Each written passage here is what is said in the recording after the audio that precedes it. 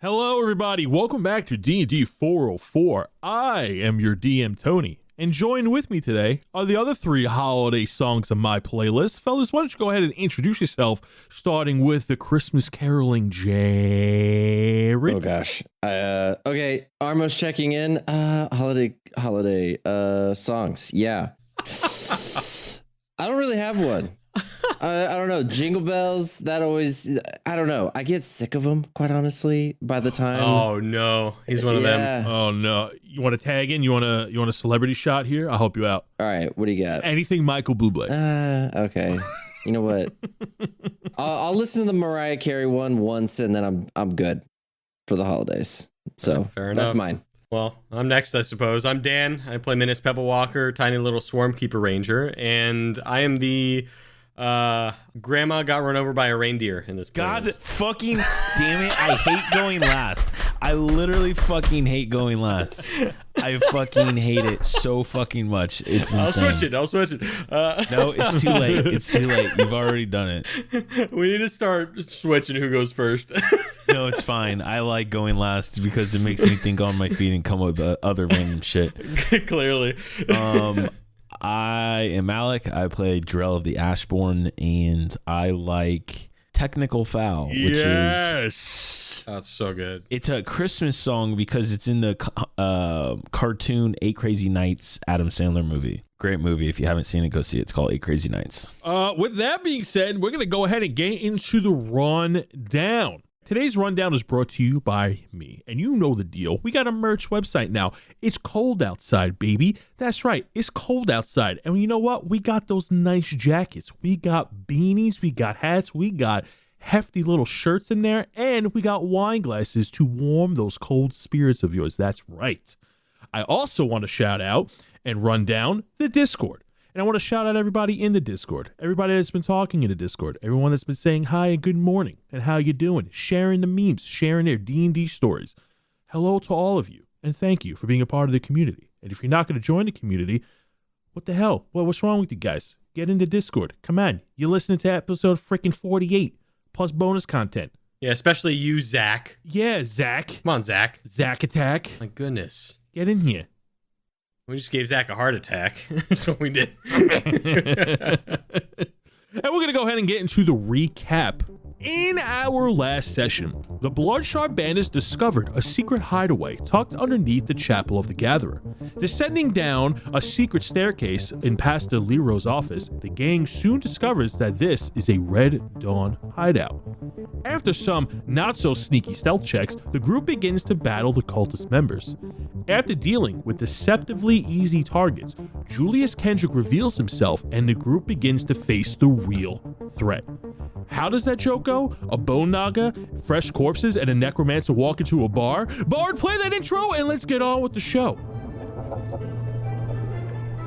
Good morning, good afternoon, and good evening, and welcome to the world of Humbrea, featuring 3 first-time adventurers and 1 very patient DM. This is D&D 404.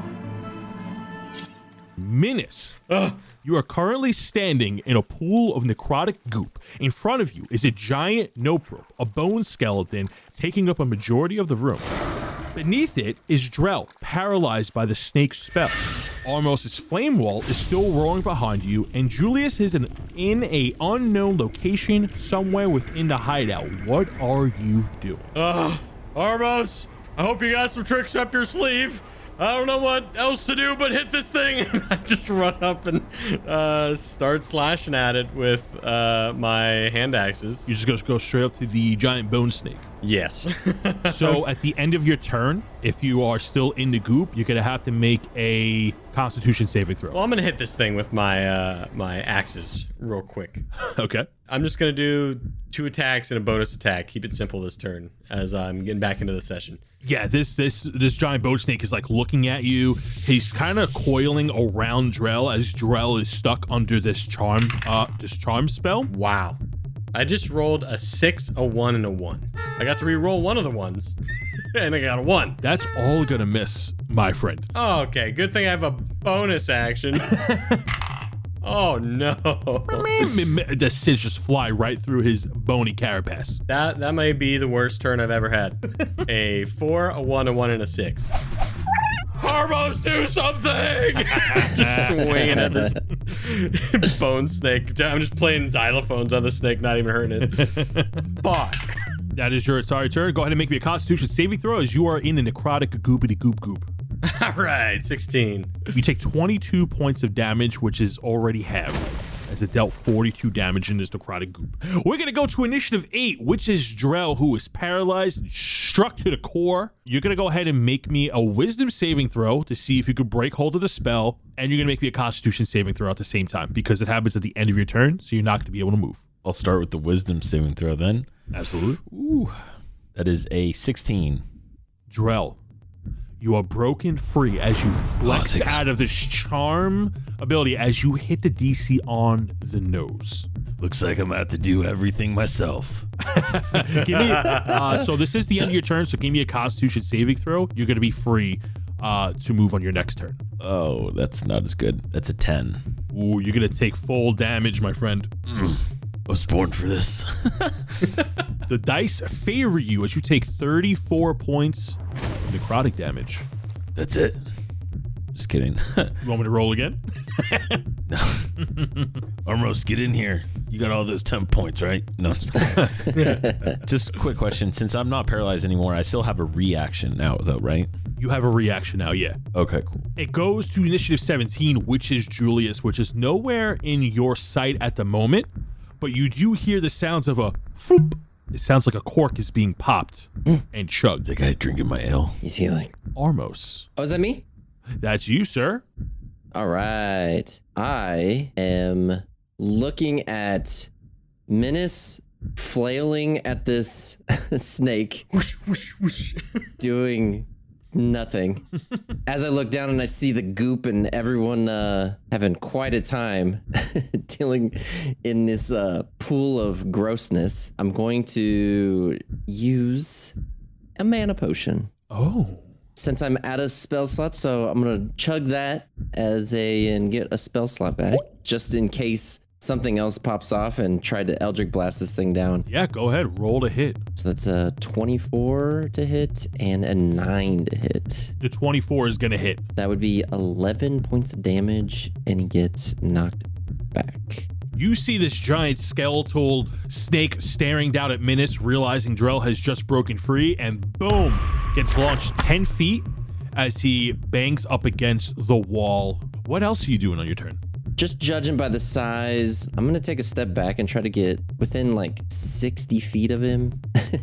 Probably like 50 feet, so I'm gonna take a step back and go a far enough distance that I can still Eldritch Blast and cast stuff at him, but I'm good. Absolutely. So you take a step back, you kind of hide behind one of the tables that some of the cultist members are drinking at before you came in. Remember, this place does look like a underground hidden away tavern. So there are tables and chairs and giant kegs everywhere. So we're gonna go ahead to the next initiative, which is going to be the skeletal nope rope.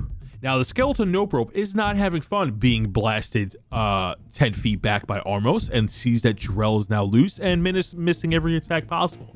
He's going to look at Minnis. Oh, thank God. And he's going to make an attack against him. Good luck, Minnis. I'll protect you, Drell. He hits you with a dirty 20 as you take 13 piercing damage and 15 poison damage from his skeletal bite. Ow! Not looking good, Drell. Okay, I need your help now. He is going to use a movement action to move kind of on top of you, Minnis, but in between you and the two iron doors at the north side of the room. So, because he had to go past me, do I get an opportunity attack on him? Absolutely. That's an 18 to hit. 18's hit, bud. Gotta pull up my notepad real quick. Can't tell you why, though. It's a secret. So what the fuck is all these secrets from the DM? I'm on your side.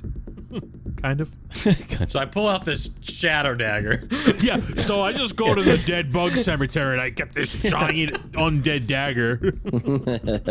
That's 12 points of damage. Ooh. Bone snake. As this bone snake makes its way to the door to adjust itself between the wooden doors and Minnis, Where the fuck do you think you're going? you smack it with 12 points of damage with your ice axe, and you see that as you're striking the end of its tail, its long, bony spine begins to reverberate, kind of like a xylophone, as you see that the structure, the snake structure, is having a hard time holding itself together. It looks pretty messed up. That's what we like to hear. We're going to move to initiative 9. Huh. Minnis, who isn't looking the greatest. I'm hurt. I just need to attack this dang thing. I'm switching to my actual dice, first of all. My goodness. What is happening? I got a 4 and a 2. Those are going to miss, bud. I need a bonus action to hit this thing. I need to just hit it with something. Oh my god, does a 13 hit? A 13 misses. I haven't rolled anything above a 7. He deflects your attack with his tail. This isn't working out, so Minnis is going to take that opportunity attack and just dash away. Absolutely. Out of this stuff, trying his best to get away from the skeleton. So the skeleton does not use his reaction to attack you. Oh, interesting. Oh, I thought I was dead. Thought I was dead. He's breathing real hard. All right, bird thing, you go, because I forgot to make it go last time. The bird. Oh my god, the hawk is there. Oh my god. Oh my goodness, the bird it gets an 8. No, that's gonna miss. And by the way, for the people joining us on our adventure today, Minnis has a summoned hawk companion that I also forgot about. So Minnis is sweating. He's never done this bad in his life. The poison is doing something to him, and even his hawk knows and is embarrassed being his summoned beast. what else? That's it. We're gonna move to initiative 8, which is Drell. So I'm still standing in the goop, right? Mm-hmm. Is the snake in the goop as well? He is in the goop, yeah. Okay. This snake is very massive. He's kind of scrunched together in place. He's a big thing. Okay, so what I'm going to do, first things first, I'm going to use my bonus action to pop a potion of healing. Okay. So it's 8d4 plus 8, and then I'll kind of look at him and be like, "Looks like it's just us." I don't know what that is. I don't know what you're trying to say to me. Minnis, can you talk to this thing? Yeah, do you know my other snake buddy? You're looking at him. No. No! And I'm just gonna run up to him and hit him again with the fucking axe. First one's a 14 to hit. I assume that misses. That is going to miss. Second one's a 24 though. That's going to hit, as he feels a little defeated on that one. Rad. What the actual fuck? Okay, that's fine. 11 damage. Drell looks over. He sees Minnis pretty much dead. He winks at him, says, "Great exercise, bud." Pops the healing potion, and it has that Pokemon showdown where it's and he's going up against the giant fucking Ekans, and he just runs up and fucking hit him with the axe, missed the first time, and slashed him and actually make a little contact with the second one. Drell, finish him. Yes. Finally. Nice. I look at him, I say, "Hey, Armos, how much temp hit points you think this is?" No, I'm just kidding. And I just slice the fucking complete head, I sever the head from the rest of the vertebrae. You decapitate the giant snake, and its huge skull falls to the floor slowly. You slash so fast that it takes a second for the skull to actually fall off its body as it lands onto the floor, cracking the stone around it. And it just looks up at you, and it chatters, goes, as the red light from its eyes fade. What are you doing on your turn? I'm gonna use the rest of my movement to get out of the fucking goo. Okay, which way are you moving? Don't go through the firewall. Oh shit. Oh fuck. Drell, don't go that way. Okay, so I'm gonna use the rest of my movement to go through the door that we saw Julius go through. You go through the door where Julius came out of, which is where the blight ends, and the door is unlocked. You open the door, and it's a long hallway with a wardrobe in the middle of it, and the doors are open in the wardrobe, and it has a bunch of robes in it, like cloaks. And you see further in down this little hallway that looks like an office. We're gonna go ahead and end your turn there. Well, good, because that's the end of my turn. And we're gonna go to Julius's turn. You hear down the hallway from where the bone snake fell, beyond the double doors, a voice yell out, "Pathetic. Bestowed with great responsibility and power, just to squabble it on selfish beliefs. The pylon's power could have been yours to use, but instead you take it all for yourself and waste it. We don't even sense it within you." And then you hear the clanging of wood and iron. It's loading the shotgun, guys. The boomstick. That's going to be his turn. He is loading the boomstick. Do I hear that from the hallway I'm in?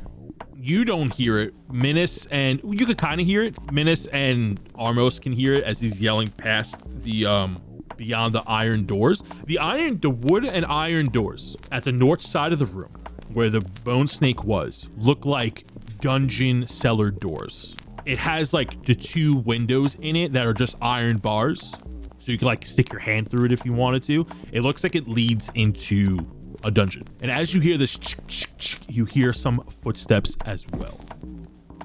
We're gonna move to initiative 15. Armos. Me looking down that hall, since I have immaculate vision, can I see him at all? So the door is closed, but you can see through the iron windows. With your demon sight, you can see that he's down that hallway, but you don't have like the perfect sight of him as your vision is obscured by the door. Did my firewall burn the door at all and weaken it? You see that the door is charred Oh, okay. as it was on fire, but you know that the firewall did not go make it through the doors. I want to run over to Minnis and give him a health potion. Is that my movement and my action, or is that... Giving him a potion would be a bonus action, and you still have to move to him using your movement. Okay, so I'll run over to him. I see him just kind of, at this point, just barely keeping it over. I see him kind of huffing and puffing with his hand on his knees. Are you okay, bud? I need a second. Just give me a second. A Sid is blinking like in a retro Game Boy game. He's like, beady, beady, beady. I give him a superior potion. Ooh. Superior potion. Good guy, Armos. Look at you. 8d4 plus 8. Look at you. Maybe you got a little halo around those horns. Right? Hey, we're not gonna make a habit of it. No. We gotta. After doing that, I will then cast True Strike. Yeah, Okay. that's right. Oh. That's right. Really? All right. Yeah, that's right. That's right. That's right. If you on the Discord don't know, F the haters. yeah, I'm gonna cast True Strike in preparation. Is there anything I can get behind to use as like cover? Where you're standing now, no. You're kind of like in the open area. All right. Well, I hold up Minnis. No, I'm just kidding. All right, I'm all good. Yeah, that's your turn. We're gonna move to initiative 9. Minnis. I'm feeling pretty good now, guys. Woo! 24 points of health good. Woo! All right, it's time to get back in the battle. I chug another health potion of my own accord and take that health back and then take a dash action through this blight into the other room and just run. You take a dash action as the doors go bump. The atmosphere changes drastically. The room is filled with these cells. In these cells are piles of bones and skeletons. In the back of the dungeon is a large cell where you can imagine where the bone naga was being kept before he entered the fight. In front of you, about 15 feet away from you, is Julius Kendrick, and he is holding up a lantern, lighting it. The lantern is gothic looking, similar to the one that you 3 have. All right, Julius, you thought you could run, but I've got you now. Bird, get him! And the bird comes by and attacks him with a 6 to hit. That is gonna miss as he just ducks out of the way. The hawk just goes right over it. All right, that's all I got. Guys, get in here. Wait, what did he say? Drell that way, and I point as I see Drell coming out the door. So Drell hears Minnis's plead for help, and he slowly works his way around the murky purple stuff on the ground, the blight, and I just move as far as I can in that direction. You would have to dash over the blight if you don't want to be affected by it. Oh, looks like we're dashing. Yeah, you're about 40 feet away from the door from where the blight is. Yeah, okay, so I'm just gonna dash action through. Be like, don't worry, Minnis, I'm on the way. And as I go through the blight, I am going to kick the remains of the skeleton. Be like, I beat you. You burst through the dungeon doors and you see what Minnis sees. Julius Kendrick trying to light a lantern similar to the one that you have. Oh, what's up, fucko? As he looks at you as you burst through the door and say, what's up, fucko? And he goes, feeble, weak-minded fools. If I was weak-minded, do you think I would do this? And I take my pinky and I put it in my pants through my fly and I wiggle it at him. Okay, that's pretty cool. Yeah, exactly. Oh, damn, he's good. That's what your mom said. We're going to move to initiative 17 as Kendrick lights the gothic lantern. A green flame is sparked and resonates as a faint shockwave is emitted throughout the room. The bright lit torches hung on the walls are blown out and reignited in green flames. The wood around you turns cracked and worn, just as the stone. Your view becomes skewed. As you look around, you see as if someone just put a filter over your eyes as color no longer pops and looks dull, softened. The basement's furniture suddenly looks old, broken, aged about 100 years. The three of you need to make me a Constitution saving throw as you feel very sick. Dirty 20. Also a dirty 20. Wow. Yeah, but I rolled it first. Damn it. 11? You sure it wasn't charisma? The three of you grasp at your stomach as the sudden feeling of vertigo and acid reflex hits you at the same time. Minnis and Drell, you manage to recover and stand your ground as Armos, you and Reginald puke a little bit onto the floor, and you are going to lose your next turn. What? As you are dazed, as you are overcome with this sickness, as a sudden shift in the environment just took place. The blight is gone. The flame wall is gone. Oh, God. Reginald's like, I hate this. And he's throwing up all over your cloak. I just pick him up and put him to the side as we're both. You pick him up and he throws up again in your face. And it's orange and it's gross and chunky. And it makes me throw up. Oh, I hate this visual. Sid, don't look. Oh. Sid throws up little pebbles.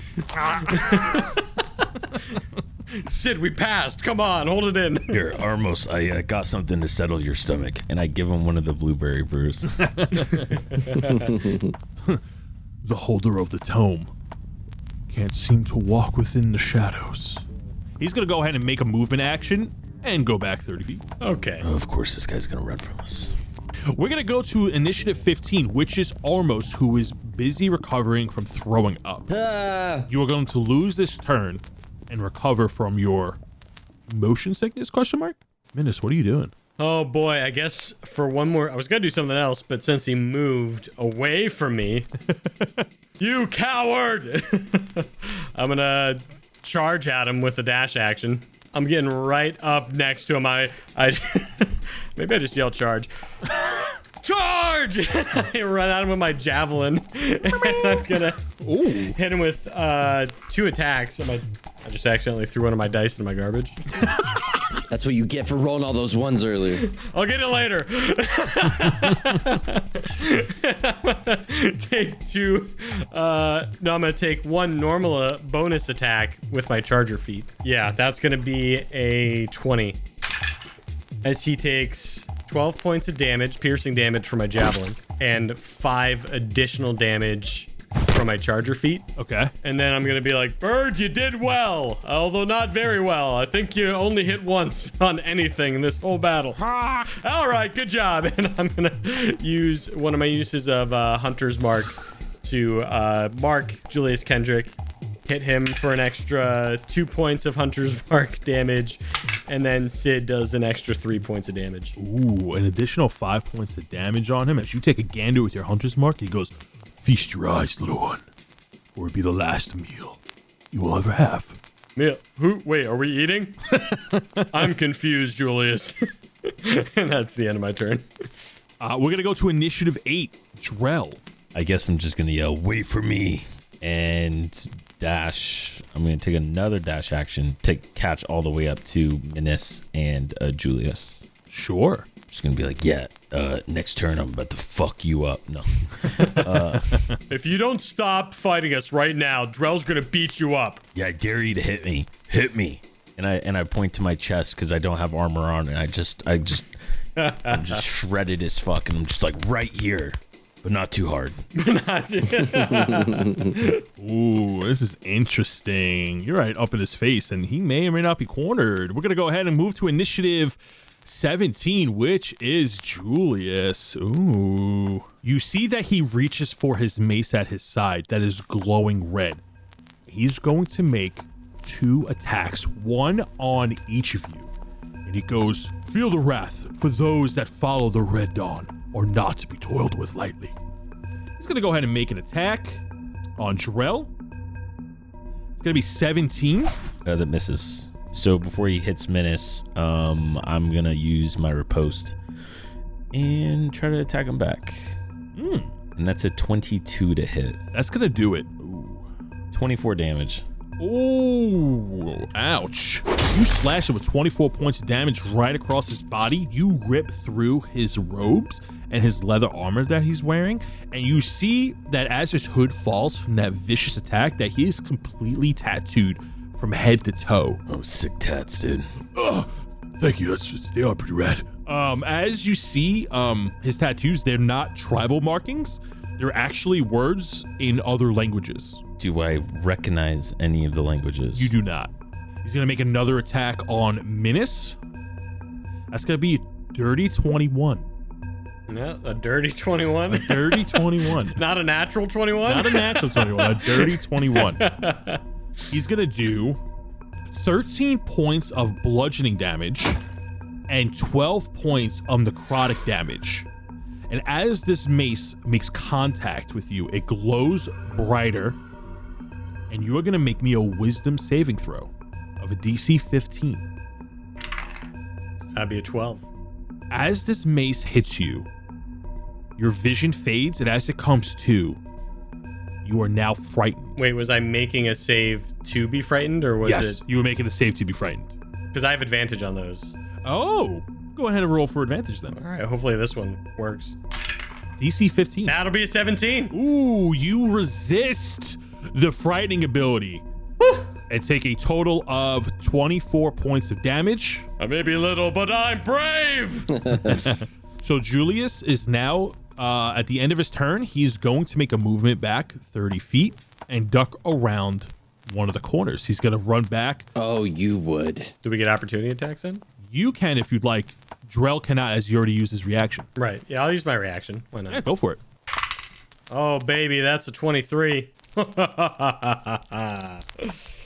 Boom. 11. And because he's marked, he gets another 4 points of damage. So 15 damage as he runs away. Interesting. Go ahead and roll me a d20. Pure luck check. As he turns and runs away from you as you hit him with an attack of opportunity. 17. As he turns the corner, his mace drops onto the floor as you snag him in the hand. We're going to go ahead and move to initiative 15, which is Armos. I had him in my sights after doing all that throwing up. And then as I'm about to charge up my ability, he ducks around the corner. It ruins all my plans. Armos, why is it hurt on both ends? I pick up Reginald and make a dash action towards him. You dash through the doors as you hold Reginald, and Reginald's just being held limplessly as he's trying to recover. This is probably the first time he's ever thrown up in his entire existence. Don't worry, buddy. I'll hold your ears. I'll just cast True Strike again. And then that'll be the end of my turn.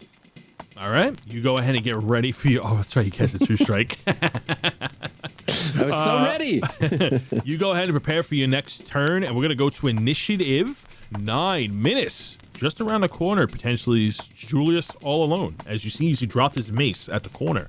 what are you doing? Minnis, go check around the corner for me. See what's over there. Yeah, I got you. I go right to the corner and pick up his mace. That would be an action. Yeah, absolutely. You're going to make me a religious check as you go to reach for this mace. Okay. Of a DC 12.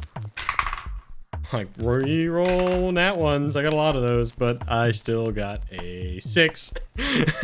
As you go to pick up this mace that's glowing bright red on the floor, you go to pick it up. You feel that the mace is rejecting you as it begins to burn your hand. You take 4 points of necrotic damage. However, the necrotic damage feels unholy. Okay. As it burns your hand. And Minnis and Sid even feels the pain as you go to grasp its handle and you drop it on the floor. I can't just hold on to it and like keep taking damage if I want? It's the reason why you drop it is because it's rejecting you. I'll tell you what though, if you want to make me a constitution check to see if you want to keep taking the damage, yeah, I'll let you do like that. Try and keep holding it, you know? Okay. Even though it's damaging me. Yeah, that sounds cool. All right, make me a constitution saving throw of a DC 12. That was a nat 20. You're holding on to it tight as man. it's burning your hand, and you see the glow. The bright red begins to like Glows. Radiates. Thank you. I don't know why. The word I've been saying this entire episode. The bright red radiates darker, deeper red into a lighter red. As you're holding it, it's reacting to you. You feel like it doesn't want to be held by you as you take this unholy damage. Then I'm just going to use my bonus action to make this even cooler, I guess. I use my bonus action to Writhing Tide to make me fly in the air. So as you see Minnis pick up this mace, you see him like struggling, like and all the SIDS start buzzing around him with necrotic energy, and now I'm floating in the air like yelling as all the SIDS are like Just imagine him like spinning in place. Okay. We're gonna move to initiative 8, which is Drell. I'm gonna be like, Minnis, I'm coming. Don't worry, buddy. And I'm gonna run around the corner to where Minnis and Julius are. And then so I just kind of see what's happening once I turn the corner. Yeah, you see that Julius is standing there holding a wound as he's murmuring some words to himself. You're fucking crazy too. You're talking to yourself, and before he can even say anything back to me, I just try to fucking uppercut him with my axe. Oh yeah, roll a hit. Oh, attacking recklessly, by the way. Oh yeah, I'm fucking crazy. First one is a 23 to hit. that's gonna hit. Okay, sick, not sick on the damage rolls though. Okay, well that's 10 damage. So then I'm gonna use my second attack. Does a dirty 20 hit? It does. Okay. All right. Minnis and Armos, I have to apologize to you because I've been forgetting to add my +2 rage damage. That's 14 damage total on the second attack. And then since it hits, I'm also going to burn a superiority die to trip him and knock him prone. And that's a DC 15 strength saving throw. Ooh. That's a great idea.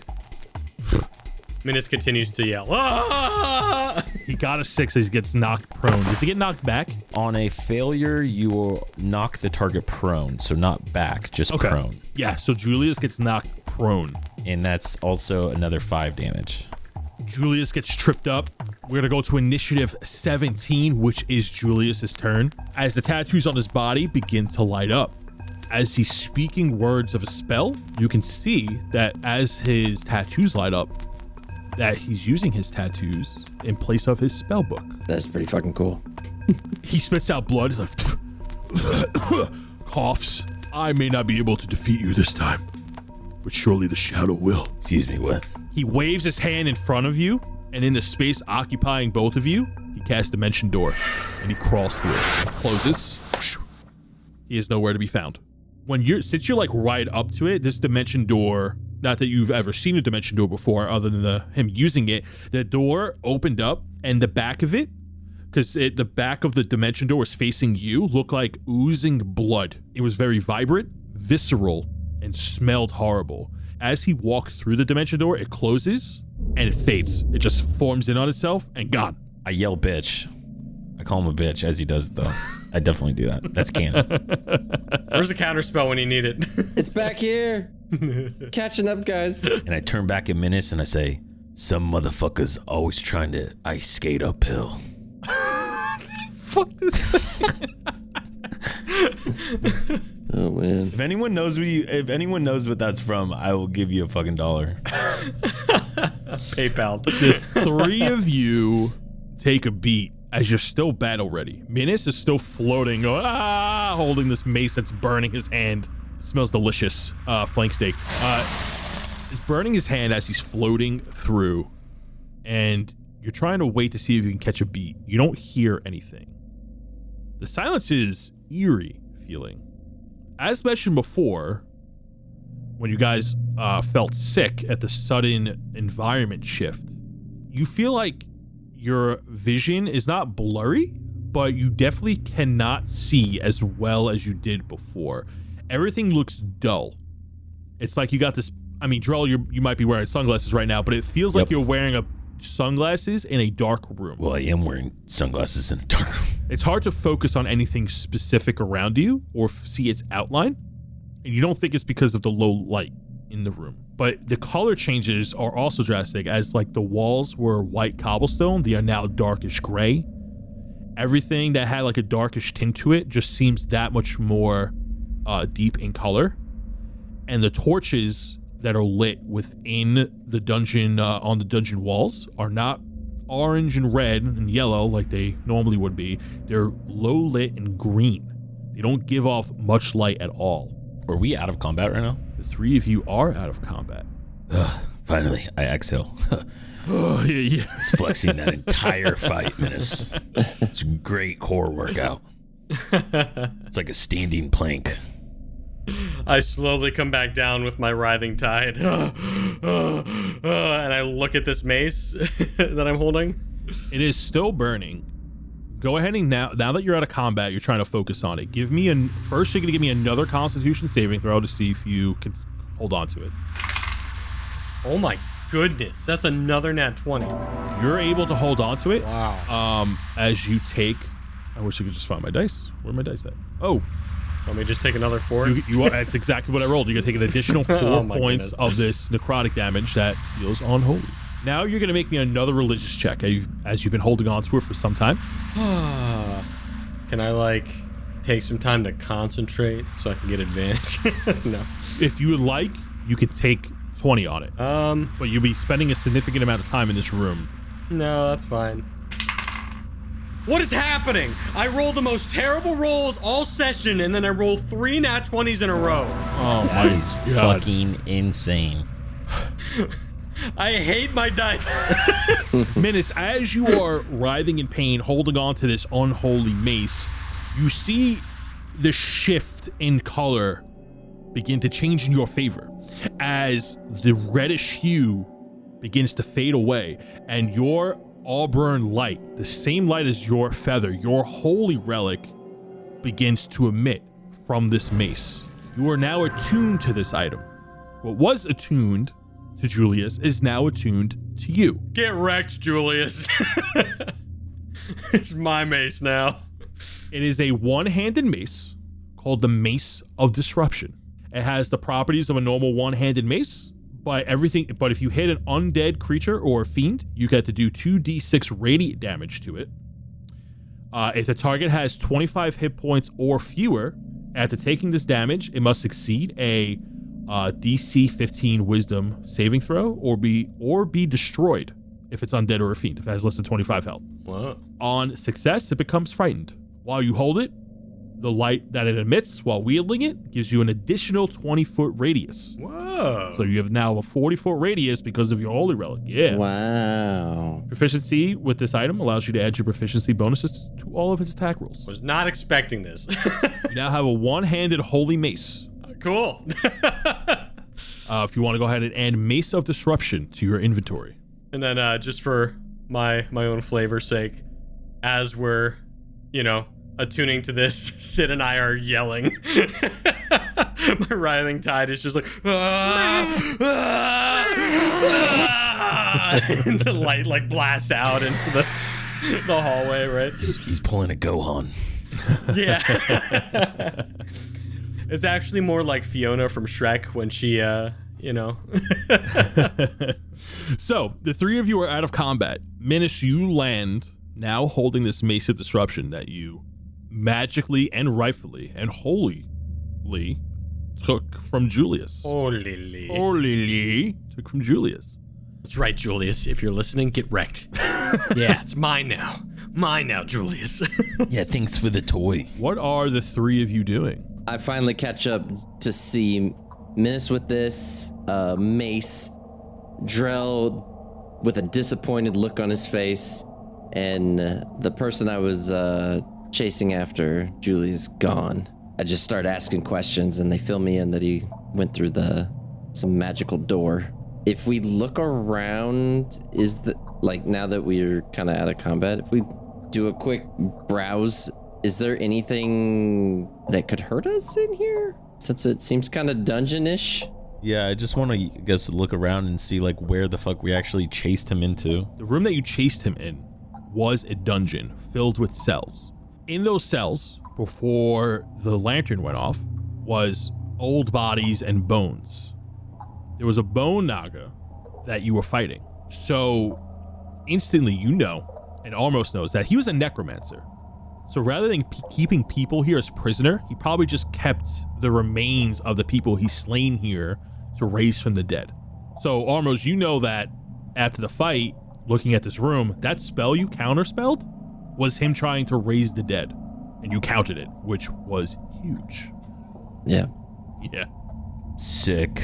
Can I go deeper into this cavern? The dungeon does end as it just circles around a corner. Okay. As it's just a straight room with an intricate design. You could see that the other end of the room that had this giant cell at the end of it was just perhaps made to hold a large creature there. And the large creature in this scenario was the giant bone snake. So we don't see anything of importance in here, since it was probably obviously just a dungeon. So if we start heading out, we chase this guy into his sex dungeon. What a pervert. What's a sex dungeon? I spend the next 20 minutes standing in this dungeon explaining to Minnis what a sex dungeon is. Oh God. 20 minutes later. All right. And that's what a sex dungeon is, Minnis. So the three of you return back to the main room where you came in. This room looks very different compared to when you first came in here. When that lantern went off, everything looks like it aged like 100, 200 years. The wood looks withered, it looks old, destroyed, it's cracked throughout. Very, the furniture look like it's been through it. The beer mugs that the cultist members were drinking are gone. Cobwebs are everywhere. The torches are emitting low light. It's kind of hard to see in here, except for Armos. But Armos, you still kind of just see, you can see as far as you can, but it's still hard for you to make out shapes as well. can we go check that room that Drell ran into? Before we go into the room, can I just do a quick check or something? Can I try and see if there's any evidence that Julius went a certain way, that he came out of his dimension door or anything? You can give me an Arcana check to see if you sense anything. I walk over to Armos. I'm like, Armos, can you try and help me find that Kendrick guy? Can we see if he went somewhere? And can I kind of give him a help action? All right, Minnis, give me your hand. Okay. Think real hard. He closes his eyes and he's really straining his face. Give me a Arcana check with advantage as you're trying to sense any magical. Shit, get in here. 22. You feel a presence around you. Now, when you did this before to try to see if there's any magical presence or magic in the area when you were actively looking, you don't sense that there's anything magical around you. However, things just feel off. They feel very different. Things are coming to you like they normally would in a sense of Arcana. You feel like there's ghosts nearby, like a haunting, like a suspicious haunting feeling when you go to see if there's magic around. Minnis is still straining his face. Did you get anything, Armos? Just very uneasy feeling here. We need to figure out how to get out of here. I feel like we're not in the same place anymore. I think the cobwebs gave it away, but We're not in Kansas anymore, Toto. Who's Toto? You are. And I just pat him on the head. Well, how about we go check this office over here? So you walk through the door Julius came from. all I know is I'm not first and I'm not last. I'm going right in second. The three of you walk in, and this is a very low lit room. There is a torch with a green flame on the other end. Oh, Organized. This room looks different to you, Drell, because the room that you were in didn't seem like it was very lived in or even used. But in this room, it looks organized yet messy, with loose papers scattered across the bed and his desk. Next to his desk is a chest. Above the chest is a Red Dawn banner that hangs above it. This place literally looks like it aged hundreds of years. yeah, very odd. But look at this. I go and inspect the green lantern. So the green torch that's on the wall is just there to illuminate the room. The room is not very big. It's about like 15 by 20, like 20 by 20. It looks like a bedroom office space. It looks more lived in than the room that you were in before, Drell. You see a chest and you see a bunch of papers on his desk. On his desk, something sticks out to you two. On the desk is a large piece of parchment that is scrolled up and closed on the desk. Around it, keeping it closed up, is a green bandana that looks suspiciously similar to the green bandanas that you have when you use stealth rolls from the Shadow Smugglers. Wait a minute. Guys, look at this. And I take the bandana off.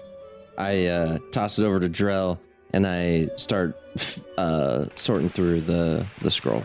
I tie it around my head so I have two bandanas on now. You open the three of you open the scroll, and as you open it, you see on the opposite end of it is some writing. The writing is in Gnomish. Do any of you speak Gnomish? Step aside. And I walk up and I look at it and be like, nope, I can't read this. And I walk away. I speak Gnomish. Do you? Okay. So as you unroll it, you notice this Gnomish handwriting on the back of it. But on the front of it is not a scroll filled with words, but rather a picture. It looks like an oil painting that somebody took and rolled up. There's not a lot of detail in it. There are mountains in the background, and there is a town surrounded by water like an island. And over the island is a massive, multi-headed beast, colored white, that looks like a hydra. Guys. What does it mean? Minnis, you go to read the writing on the back, and it says, "The beast of the Isles keep its next meal constraint until it's time for its next harvest." I'm one step closer, Father. Drell looks at Armos and shrugs. Yeah. I look back at Drell and I'm just confused. Do you know what this means? And I show them the Gnomish handwriting. No. I just told you I can't read it. Oh, okay, yeah. So basically, this is what I'm hunting, guys. I show them the photo. That's cool. Is that like a little snake thing? Oh, what? Look at it. It's huge. But, I mean, the one we just fought, right? No, it's bigger and grander, and it's got all these heads, and it could swallow an entire town. That's what my dad said. It swallowed towns before. Oh. Yeah, you go to look at your note. You show him the note that your father wrote. Yeah, DM, could you read that note for Oh, yeah. So you look at one of the the audience? Because we've never read this out loud before. So, Minnis, you have a note from your father that he gave you, and your main quest was to kill the Crystal Hydra beyond the Kambuki Isles, and don't come home unless you do. So his note reads, "Minnis, you are tasked with the highest of honors to earn your place in the tribe. To do so, you must, leave it. And return with proof. Proof of, inaudible scratching here. Evidence. Yes, evidence that you're slain a Hydra, a Crystal Hydra, beyond the Kambuki Isles. Make sure you find the right one. This one has 3 heads, 2 horns. Its leftmost head has a dimple, 3 1/4 inches in diameter, 2 necks of noble length, 1 short neck. The Crystal Hydra is made of crystal. Yes, crystal. It also has 4 tails. No, wait, 3 tails. 1 per head, totaling 4. Slay the beast, and bring back the scales of its hide, and you shall be worthy of chieftain. Don't return a moment sooner, or you'll be a failure and make Mama sad. You don't want to make Mama sad now, do you, Minnis? Titus. This giant hydra has a dimple. We're supposed to see a dimple that's 3 inches long. On a crystal On a dragon. crystal. Listen, That doesn't make any sense, Minnis. I don't claim to know biology of crystal mythical dragons. Why not? Well, because I've only been in my one village my whole life, Drell. Read a book. Crystal hydra is the most common animal in the world. Wait, it is? So there's a chest in the room as well. Minnis, you opened that for us, huh? Yeah, okay. And as he reaches towards the chest, It's a mimic, no. yeah, there's a zoom in on Minnis' face as he thinks back to the mimic. So in the chest is you find a bag that shakes like it has a bunch of coins in it. There's also a cloak that fluffs when you open the chest. There are scraps of food and a crate of health potions. Can someone roll me 2d10 and 1d10 for me, please? Roll me 2d10 and then 1d10 and then 1d4. I'll roll the d4. Which one you got, Drell? Well, it's just 3d10 after that, so you can roll it. I got a 4. Just don't fudge it up. All right, 2d10 and then 1d10. So I got a 4 and a 3. Oh God, why did we let this guy roll it? And then on the 1d10, I got a 9. In this crate of potions are 4 mana potions, 7 greater health potions, and 9 superior health potions. Oh, wow. Did it. All right, Armos, you can take 2 of these. Once you take up the crate of potions, you see the cloak that it was like kind of sitting on moves again. Oh man, since I lost my armor and I'm pretty cold, I'm just gonna grab this cloak real quick. Just kidding. And Joel No, just do like it. Do awkwardly grabs the cloak. As you grab the cloak, it begins to fight with you, and you start moving to the left and moving to the right as it begins to fly and try to escape your grasp as you're trying to hold on to it. Oh, what the fuck? I didn't feel the gust of wind come in. Someone shut the door. You're on the bed. Now you're on the floor. Now you're down the hall, and it drags you into the main room. Give me a strength check as you try to wrestle. Saving throw or a check? Saving throw. Wait, this, you know what happens as we're like comparing the potions side by side? We're like hunched over the chest. In the background, you see Drell like, ba-bang, ba-bang. Oh, wait, you can take 2 of these, ba-bang, and I'll have this one, ba-bang, bang. Guys, help. You get dragged into the main room, and you finally hold this cloak down, and it stops resisting. It is an empty cloak. Can I put it on? Absolutely. Sick. You put on this cloak. I hesitantly put it on though because it just fucking tossed me all over the place. You put on this cloak, and it begins to flutter and fluff about, and it stretches out, and then it settles. But as it settles, it begins to wave a little bit, and then it accepts you, and you feel it accepting you. You feel connection with this cloak, as you now have the Cloak of Billowing. As a free action, you can make the cloak billow. Oh my God. This is so sick. This is gonna look so good with my sunglasses. And my 2 bandanas. Oh, wait, Armos, where'd Drell go? Wait, he was just here. I swear, Drell, did you get dimension doored? He shows up like with a foot on a chair, just cloak fluttering in the wind. Yeah. So lastly, in that chest, there was like a sack, what you think is like filled with gold coins. You go to open it, and I need somebody to roll me 5d100. I will roll one of them. Just roll all 5. Yeah, somebody just roll all 5. Doesn't matter. All right. Yeah, and give me the total. Okay, 24. 59. Mhm. Jared, you write these down. Yes, I got it. 38. 7. 90. So you need the What does that make? total. Totaled up. 218. 218 plus 100 for a total of 318. There are 318 coins, but when you go to look at it, it doesn't look like gold, doesn't look like platinum, copper, silver, electrum. Instead, it feels like silver, but rather etched in on that on like Aramor's currency. It is an etched symbol of a raven. Hey, Armos, Drell, you know anything about these coins? I don't. Would we have seen this symbol somewhere before? Or is this just... You guys can make me... Actually, no. Only Armos may know this. Armos, go ahead and give me a history check. Ooh, fuck yeah, 22. You know that the symbol resembles the raven goddess of death. Guys, so the symbol is from the raven goddess? Her name escapes me. I'm looking it up right now. Her name escapes me. Let me hang on. Let me think this through. So, Armos, you notice that the raven that's etched on this coin, your best guess is that it's an etching of the Raven Queen, the goddess of death, fate, and doom. And in some cultures, the goddess of winter. But you know that the goddess of winter is really more of a dual meaning because winter normally brings death. Winter is coming. And I billow my cloak. It's cloak billows. Yeah, I don't know what these coins are for, but... The other letters on the desk where the parchment was, looks like all letters written in that thieves' cant that you found off the other Red Dawn member. You don't understand it. You're not sure what it's referring to.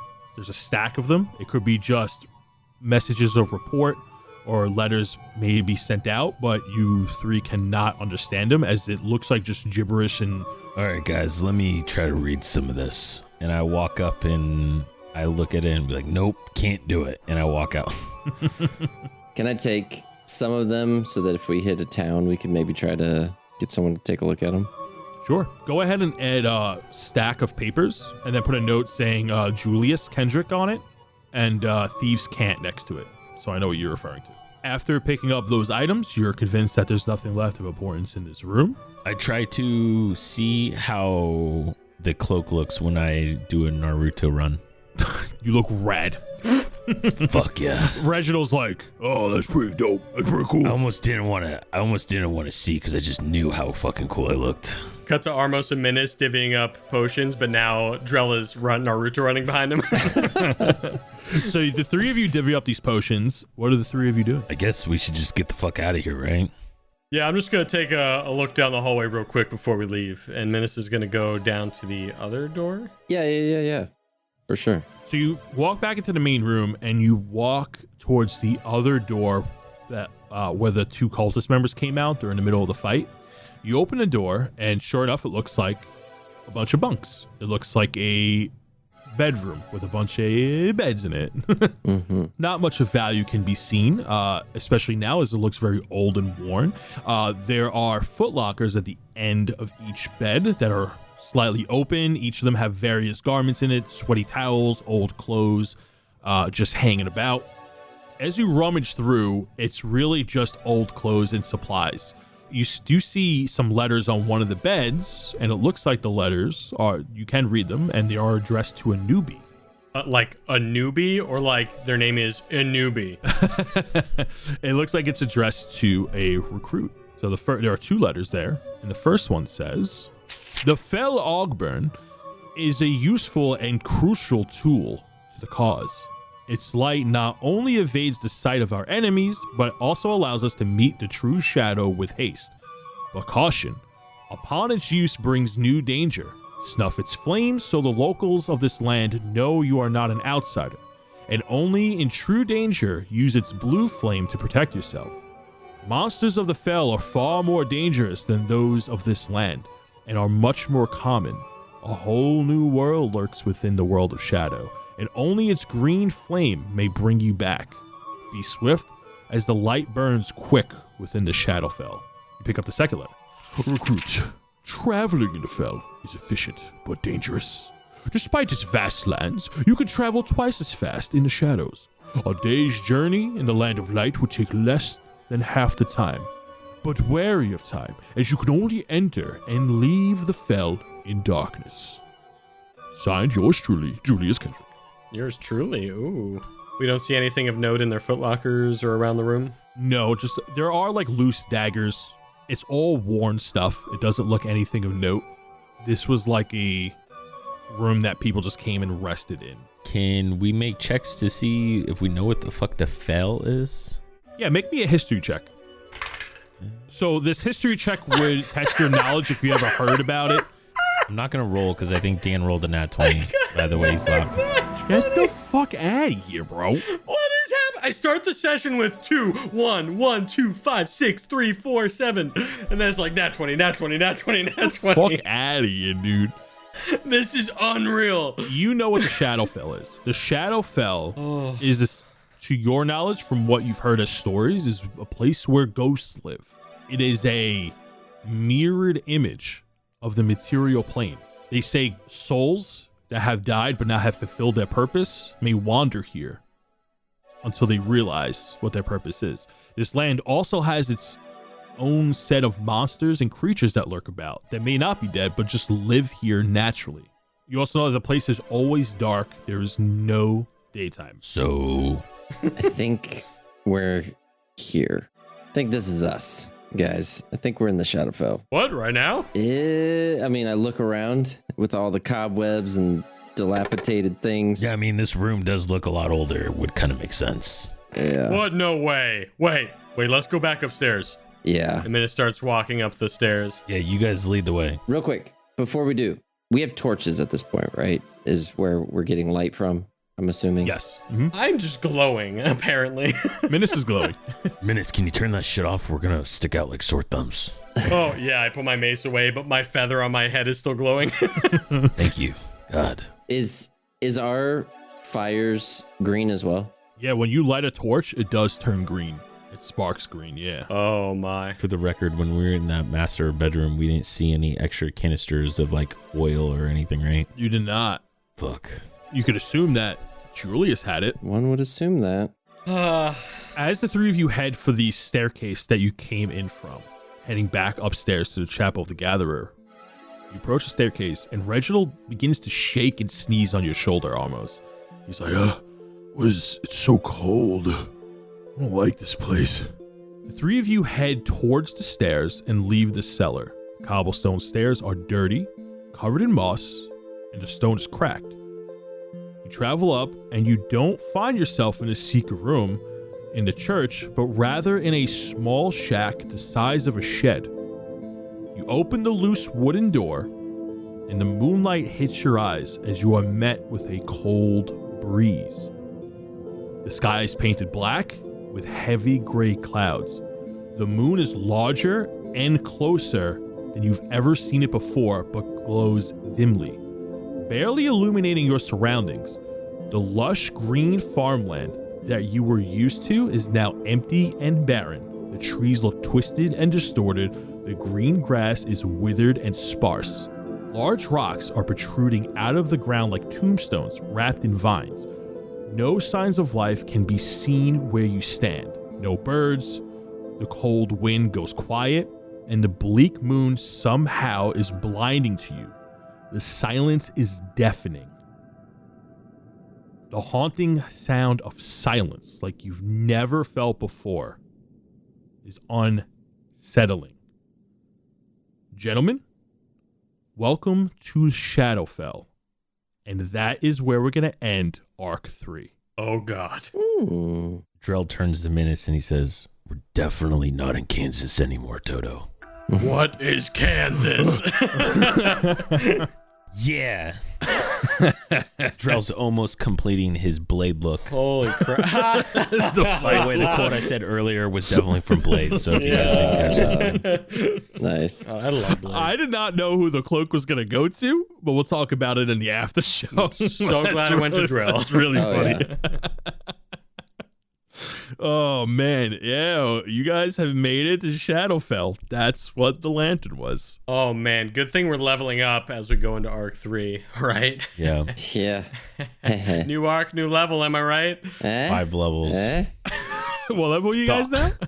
We're only level 8, man. I know. Well, I will tell you this. On your next long rest, you will be level 9. Congratulations, boys. You are now level 9. We need to rest, though. Shit.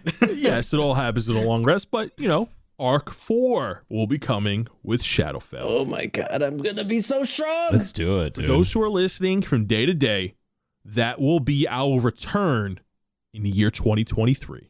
which is only like 2 weeks, like two or 3 weeks away from when this episode is posted. But that's when Arc 4 will happen in the beginning of the new year. You know, Look at that. look at us. Who would have thought? Let's go, dude. I did not know we were going to be making it to Shadowfell tonight. There were. We can get into it in the after show because I can now share some of my Arc 3 notes. There were multiple endings to this, so it entirely depended on how you were going to deal with Julius. So I like gave a couple of loose strands out there for you to take, like Minnis taking the mace was a bait and switch. Yeah. Clearly, yeah. But yeah, so there were different endings. There was ways that you weren't gonna end up in Shadowfell, but I thought it was a pretty cool mechanic. Shout out to Julius for barely getting away. I'm gonna get you next time, boy. Yeah, these last the two way- episodes, Julius Kendrick, bro.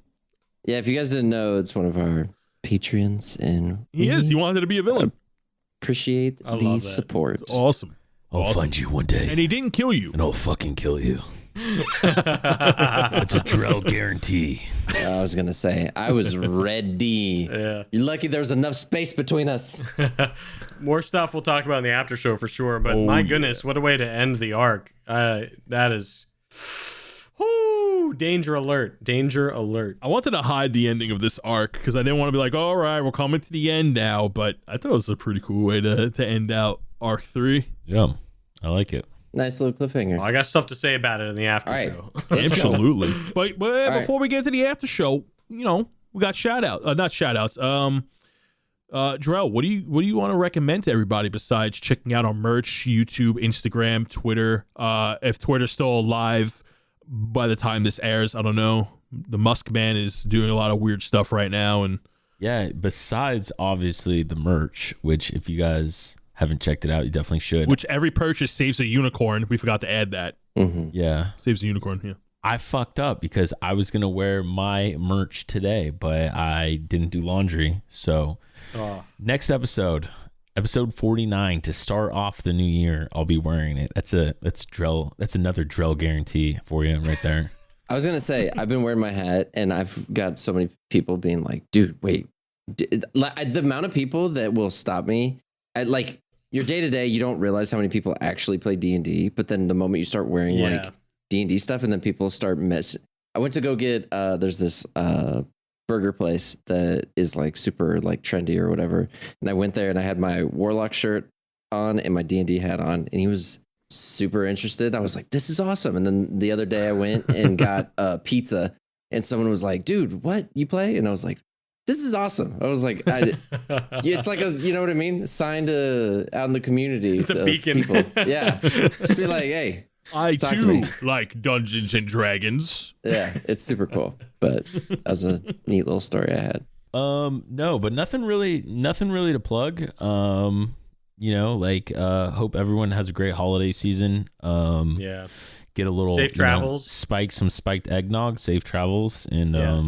Don't drink and drive. Everybody be safe on the road, please. Word. yeah, don't combine those. Don't combine traveling and spiced eggnog. I also have to put a disclaimer out there. Don't forklift and DND404. Okay, we have a number of incidents. This is not a joke. Like, this is like something we have been told that there have been accidents while listening to our podcast while operating a forklift. This show is not forklift approved.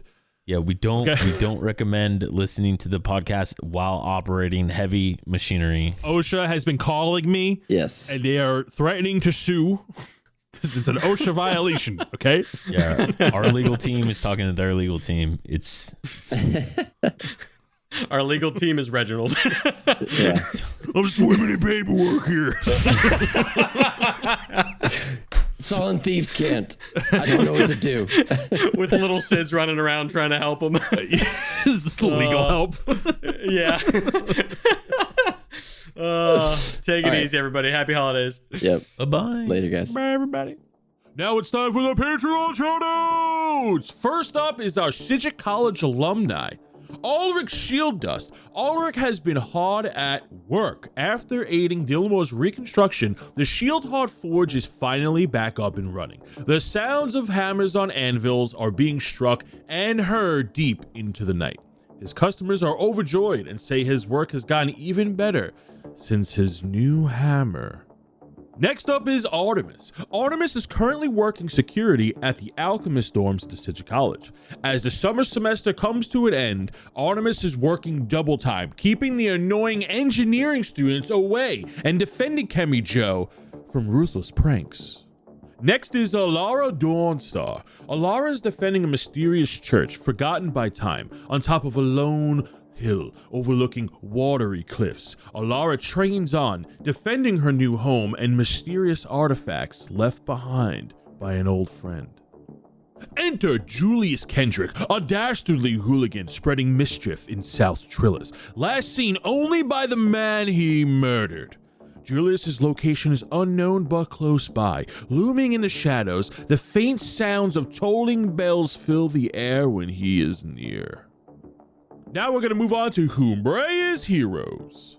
First up is Alex Dredd. Mr. A. Dredd is currently reigning champion in the Kabuki fighting pits, as he recently won a fight with a bugbear while his arms were shackled to a rock. Quite impressive. Next is Charcoal Darts, wild magic artist of Humbrea. Have you noticed the autumn trees recently? That's because she is painting the environs with her new line of oil paints. Last is Man with Glass. Recently, Man with Glass has been arrested for assault. Reports say he attacked somebody named Man with Stones. Man with Glass claims Man with Stones had it coming and got rocked. That's it for this episode's shoutouts, and a big thank you to this month's Patreon supporters. If you want to be added to our shoutouts, go ahead and click that Patreon link down below to find out more. See ya!